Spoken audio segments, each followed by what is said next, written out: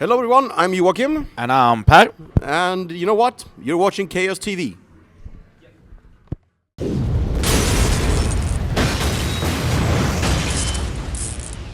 Okay, so what's up everybody? Chaos TV is today here at Rytmikorjaamo in Seinäjoki, Finland, and we have here Pär and Joakim from the band Sabaton. So first of hello and welcome to Finland, guys, once again. Thank you very much. Thank you. So how was your trip to Finland? Very easy. I mean, we come from a shorter part of the tour, which is one of the final European runs on this first Heroes thing. And we just did the Baltic states, and we came from Tallinn, and so now we start our Finnish part of the tour. So this feels very good tonight. We are in good mood. It's gonna be here in Seinäjoki, a great show tonight, I'm sure. So it was announced like not that long ago that you guys will be once again headlining the Tuska Open Air festival, and that will be your second time headlining that festival. So what kind of memories do you have from your first time, and what do you expect from the second? Oh, actually, one of my strongest memories from Tuska is a while back, actually. I remember we had an interview with one of the guys from this magazine Ilta Sanomat, I think it was, and our signing session drew out on time because we promised we would sign everybody's autograph. So we kind of missed that interview, and we played the table hockey with the journalist instead afterwards. Okay. We didn't want to leave. I mean, people had been standing in line waiting for autographs for maybe 45 minutes, and then they said our time was up, and it was 20 minutes more, so we did it anyway. Ah, okay.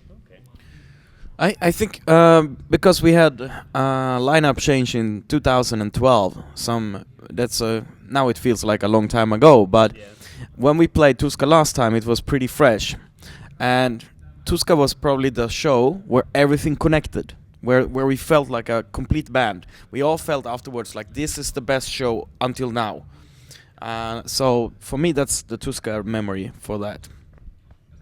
And what do you expect from the second time? I guess the band is now a stronger unit than before. Yeah, that we are, for sure. A lot of shows have happened since then, and we have also found the final position with Hannes in the band now. So now everything feels great, and we have been playing a lot, and we have this great production for the summer, and also here for these shows in Finland, but mainly for the summer where we can have all the pyros and stuff. It's gonna be... And tank. Yes, it's gonna be exciting. I actually already saw a picture of the tank, and it looks really cool. So Well, it's here tonight. Yeah. See it, so it'll be interesting today. So it was announced like a few days back that you are going to release a deluxe edition from the latest Heroes album in North America on April. So what's your own opinion about so-called those special editions like deluxe editions and limited editions, and what do you think about those in general? Since there are so few albums sold these days, it's like to create something special for the fans that means a little bit more than just a CD. A lot of people, they don't buy the normal packages or something like that because they want something that is special and stuff. So this makes it also available for much more people to discover the music and stuff. And we really felt when we were touring in North America, which is one of the main things why we do this, because we felt when we were touring there together with other bands in the past, new fans come to our shows that don't know Sabaton, and we try to, you should get the new album, but they always wanted to go for the live album because it had more songs, and since the band is new to them, it was like, okay, so you don't want to hear the new songs, you just want to hear as many as possible. Okay. So why not include some live stuff? It includes a lot of live stuff. It's from the Sabaton cruise. Actually, the entire Sabaton cruise, which is the longest show we have done ever, and it's two shows put into one. So yeah.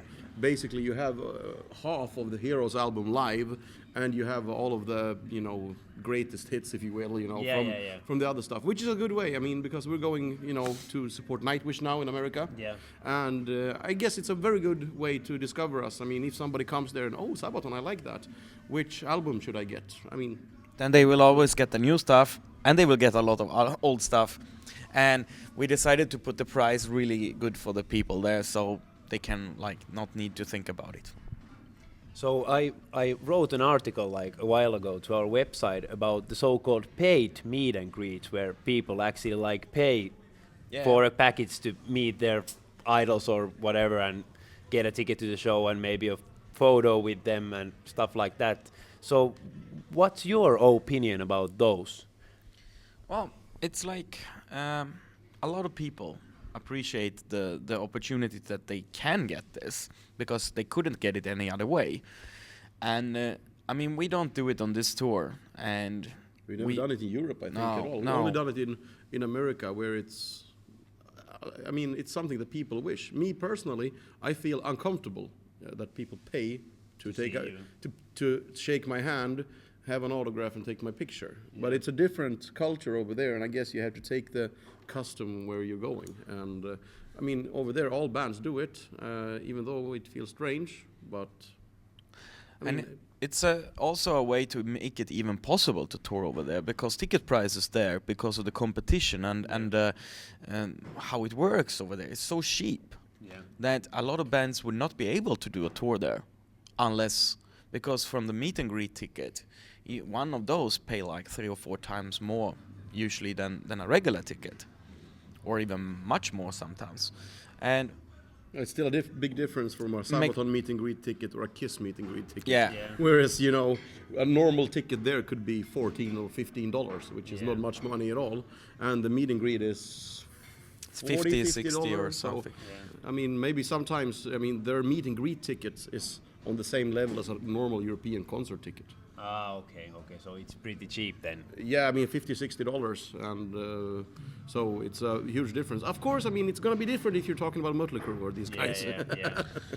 And I guess also like the experiences are different depending about the band. If it's a big band, for example, Kiss, I don't think they care that much about those kind of events. No, I think I mean, I prefer it when it's not too many people. I mean, I actually like it when it's, you know, 20 or 25 people, because at least then you have time to take, you know, sign everybody's stuff, and then, you know, take some pictures. And then at the end, we usually try to line up everybody in the band, and everybody can come in and, you know, take a individual picture with the whole band, instead of a chaos situation where it's like I've seen that. I'm not gonna say any names, but I've seen some bands who treat it like a signing session. You know, they sit down and they pour everybody past. Line there and I've seen that as well. I've seen like many different ways to handle it, good ways and bad ways. Yes.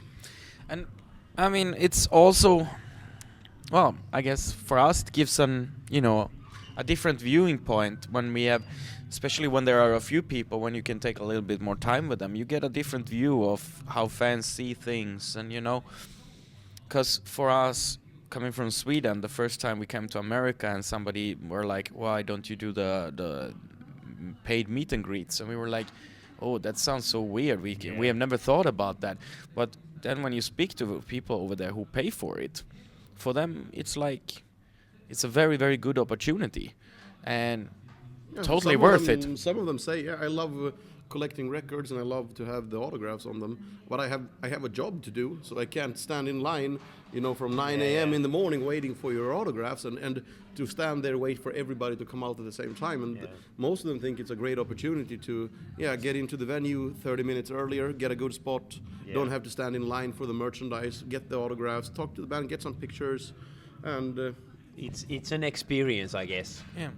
So it's like, well, after all, And I guess you guys have some kind of like form on your website that like people can react, like get to basically connected to you and ask for things like. Yeah, it works. True? Yeah. meet the band section. Okay, so what have been like the weirdest things that you have gotten through that form? That we cannot say, actually. Could I say though that we haven't done as many as we like, because in many cases people don't have a full understanding of how hard it is to change our schedule. I mean, when something funny comes up and we have the time to do it, of course we do it. It has been visiting military museums or Yeah, whatever it could be. All kinds of cool and nice ideas. But in many cases, it could be, oh, but this is only 3 hours away from the city you're playing. Yeah, so it's impossible to go there. Yeah, exactly. And then you just take the tour bus. Yeah, well, we kind of need to start building at 11 in the morning. Yeah. It's not possible. We get a lot of like different questions and requests and stuff like that, and also today I got from like an email from an Indian society for pansexual women asking about our viewing point of pansexuality, since they expect us to be gay. Okay. So it's like, all right, this will be interesting to answer. Okay, so you get, We get- pretty much everything through that They, form. yeah, because they said they opened the email that was sent today. Like we are,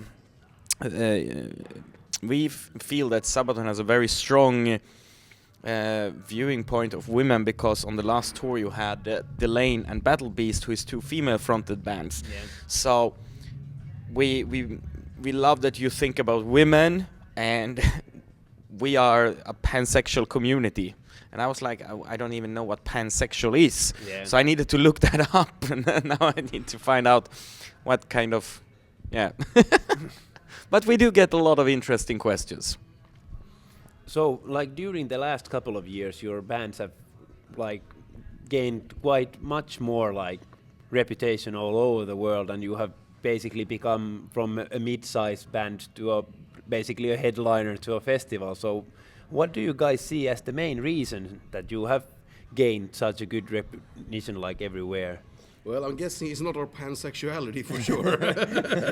But I still don't know what it is, but no, neither do I actually. I have no idea what that word means. But Well, it's interesting. I think a major point is, we tour a lot, yes, but also we don't just go on stage, play the songs, and get the fuck out, if you pardon my French. Yeah. We are genuinely having fun. I love to play heavy metal, and 9 times out of 10, it's a pure pleasure to be on stage.